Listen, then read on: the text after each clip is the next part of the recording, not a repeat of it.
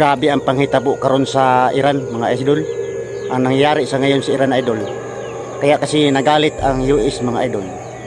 Kasi ang Iran, yung nagsasamba doon kay Hesukristo, yung naniwala kay Hesukristo, pinapatay ng Iran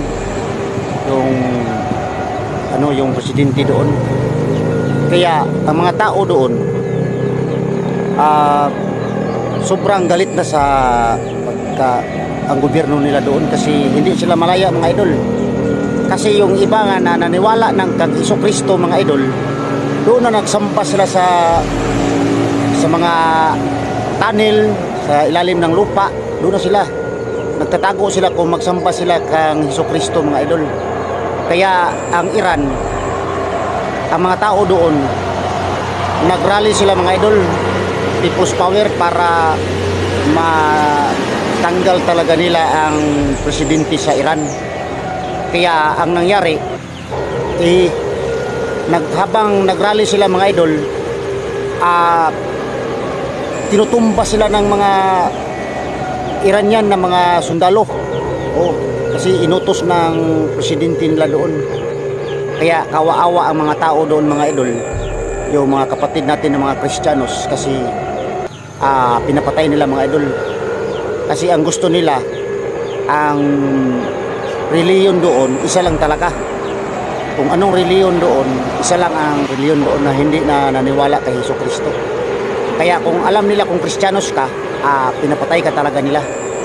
Doon ang nangyari sa Iran, mga idol.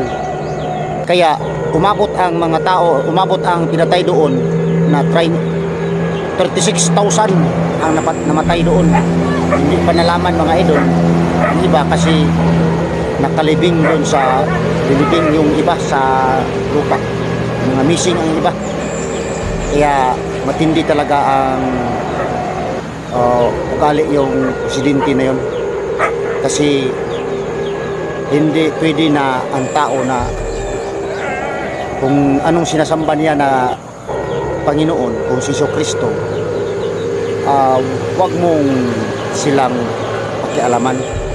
Kasi mayroon naman tayong kalayaan sana na kung sino ang sasambahan natin.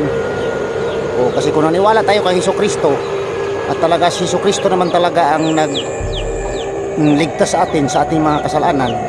Kasi kung hindi pa nagpakamatay si Hesukristo sa atin para sa ating mga sala, at wala tayong wala tayong kaluwasan ba sa Bisaya ba, ganyan. Ganyan yan, mga idol. Kaya importante na maniwala tayo kay Hesukristo, na siya ang nagligtas sa atin, siya ang Panginoon, mga idol. Kaya sa Iran, talagang siguro ang Diyos,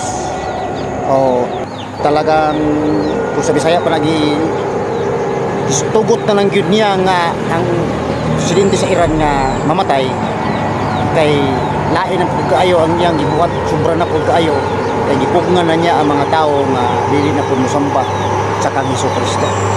Mao na siya ang hitabo. Muna po nga ang US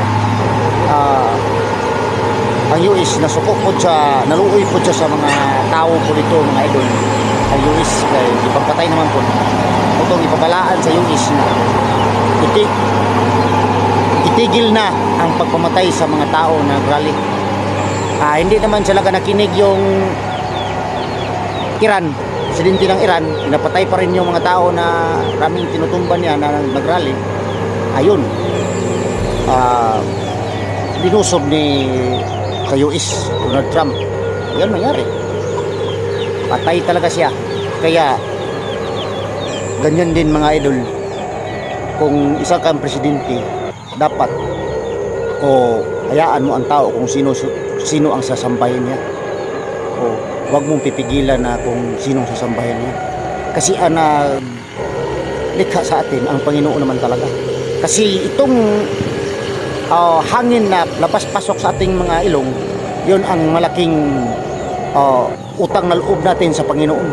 Kasi yan, oxygen yan, mga idol, libre yan, walang bayad, mga idol. Kung ilang taon ka na ngayon, mga idol, yun din ang laking utang mo sa Panginoon. Kasi binigyan ka niya ng hangin na oxygen na nakahinga ka ngayon. hanggang ngayon mga idol. Kaya ang Panginoon talaga nagbigay sa ating buhay. Kaya kung ang presidente, kung sinong sasambahin niya, kung nanganiwala sa kang Kristo, Iso Kristo, pabayaan niya ang tao. Kaya yun ang nangyari sa kanya, sa presidente doon sa Iran. Kaya siya na tapos na yung kanyang pagkuha sa mga tao.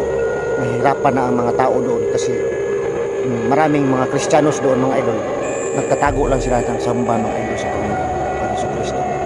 Kaya tuwang-tuwa yung habang binubumba yung Iran mga idol, yung mga tao rin tuwang-tuwa idol. Tuwang-tuwa sila, sumasayaw mga idol kasi naghingi talaga ng tulong ang taga Iran, yung nagrally.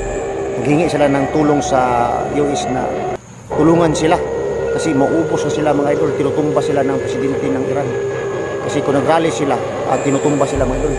Mabuti kayo tayo dito sa Pilipinas mga idol kasi pinabayaan tayo. Magrally tayo. Sa Bisaya pala siya, gawas nun mga idol. Malaya tayo na magrally doon dito sa Pilipinas, pero sa ibang bansa mga idol, tinutumba ka talaga. Doon sa Iran, tinutumba ka. Kaya yan ang nangyari doon sa Iran mga idol. Matindi mga idol.